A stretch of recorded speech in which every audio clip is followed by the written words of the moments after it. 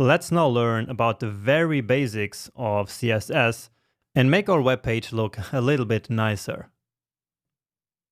So as you probably already know, we use CSS to style elements and to create a layout for the overall page. And we can write CSS right here in the HTML file using the style element. Okay, and that style element is not for visible content here on the page, and so it should go right here into the head. Okay, because remember, the head is basically like for settings of the page.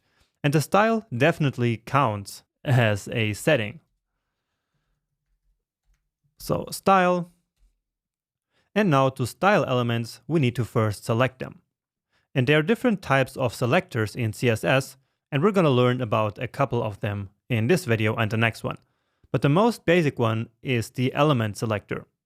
And with the element selector, we can simply select all elements of a certain type. For example, the body. So we write body and then curly braces. And then in here, we can write our CSS declarations. So each CSS declaration has a property name and then a value. For example, we can style the background color. So background color, and let me actually auto-complete it here. So background color is the property, and then let's say green. So in CSS, there are a couple of predefined color names, and we can then use these. Give it a save, and bam, our page is green now. So that's CSS for you. So we have the body element selector. Then all of this here is our declaration block. And this here is a simple declaration where background color is the property and green is the specified value. Now, usually we write our CSS in an external CSS file. So just like we write JavaScript in an external script, we do the same basically with CSS. So let's create that separate CSS file. So I'm bringing back the sidebar here using Command or Control B. And then let's call this one the style.css. Close the sidebar. And now we need to connect these two. So again, just like we had to connect the JavaScript file to the HTML, we also have to select the CSS. But it works a bit differently. So let's get, or actually let's copy this here, or cut it here. So when I save it now, of course, it's gone, okay? And that's because the style file is not yet linked to the HTML. So we link it by using the link element. So that's not very creative. So here we use href again, which remember is the same attribute as in the anchor element here. Okay, but don't confuse anchor with link. So link does not create a clickable link, so like this. Instead, we use it only to basically link CSS files to HTML files. So here we say style.css because that's the name that we gave to the file. Okay, and then we also need to specify the rel attribute and set it to style sheet. Give it a save, and here we go. The green color is back. Okay, and so now we can write all our styles in the separate file here, and so we separated the presentation from the content. So let's actually make this like yellow, and we should probably give it a little bit a nicer color. And in VS Code, when you hover a color like this, you see this pop-up, which then allows you to select a color. And this is very handy. So let's do this, and then maybe just very subtle color like this. All right, this looks a lot better already. Okay, so let's now explore some more CSS properties. For example, we can set the font family. And here we can start by setting it to a font that you probably have on your computer. And so Arial is probably one that you have.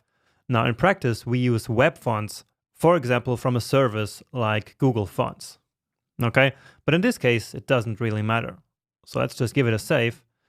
And so you now saw this font here changing. And on your system, that should work too. And if you don't have Arial, then just use some other font that you have available. But now you might ask, we set the font family on the body, right? So why did all these elements, like this H1 here and this P element and this H2 element, why did all of them get the Arial font as well? Well, that's because the font family property is a property that gets inherited, okay? So all the child elements of the body element will automatically get this font family assigned to them. And that makes it very handy so that we don't have to go ahead and set the font family separately on all these elements. So just setting this on the body will then set it on all the child elements. Now, most properties do actually not inherit, but generally all the properties that are related to fonts will inherit. So let's check out another one. Font size, and let's set it to 20 pixels. Give it a save, and you see that everything got a little bit bigger now.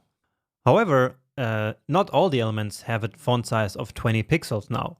And that's because the elements like this H1 and this H2 have predefined font sizes that automatically are applied from the browser if we do not specify them on our own. Okay? But of course we can override them with our own selectors.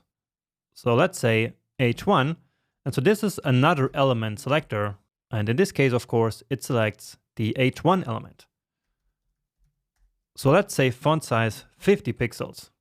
And so take a look at this now, and well, that's huge. Let's make it a little bit smaller, maybe 40. Yeah, that looks about right. All right, and now let's actually use the class names and the IDs that we set in the previous lecture to now select elements based on these classes. So remember that here we set this paragraph to first and this one to second. So we basically named them like this. And in fact, let's go ahead and add another class here to this other paragraph. So class, and I will call this one first too. Okay? So remember, IDs have to be unique, so we can only use them once, but classes can be used multiple times. And so that's what we did here. And so now I can go ahead and select all the elements which have the first class, so this paragraph, and then style them however I want. And this will then only affect these two paragraphs, but not this one. Okay? Because this one has the second class. So let me show that to you. And so the class selector is using the dot. So dot first. Okay? And so this is our selector. Dot is for the class, and then first is the class name. And so we set the text color using the color property. And let's set it to red, give it a save, and what do you think will happen now? That's right. This paragraph and this one, which are the two paragraphs which have the first class, are now red. But this other paragraph is of course not red because we didn't select it here. Okay? And so this CSS rule here does not apply to it. Finally, let's also format our form. So let's check that out. And so here we have this your name ID, right? So we already know how to select based on the class name.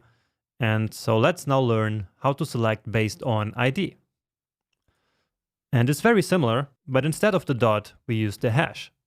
So hash your name, I think that was the ID, right? Yes, your name. So let's set a different background color here.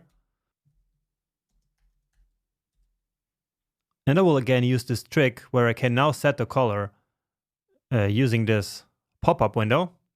So that's a trick I like to use. Let's make it similar, but a little bit darker. Yes, that looks nice. And we will make it even nicer in the next lecture after we learn about the box model. But for now, this looks good already. So another one that we can use here is the border property.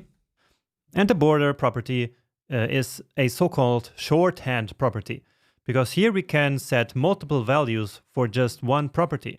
So for the border, we can set the width, so basically the thickness of the border. So let's say 5 pixels. Then we can set the style of the border, and let's make it solid, but we could also make it dotted or dashed, but that would look a little bit like weird. And then the color. So until now, we have always used CSS color names or this RGB format like this. But of course, CSS also accepts RGB colors. So for that, we use the hash, and then let's use 444 as this dark gray. So you see this is dark gray, but we could of course change it again using this pop-up. Okay, but let's leave it here with the RGB code, give it a save, and here you see this nice border around the form. Okay, so again, this border is a shorthand property because it allows us to specify multiple values here like this.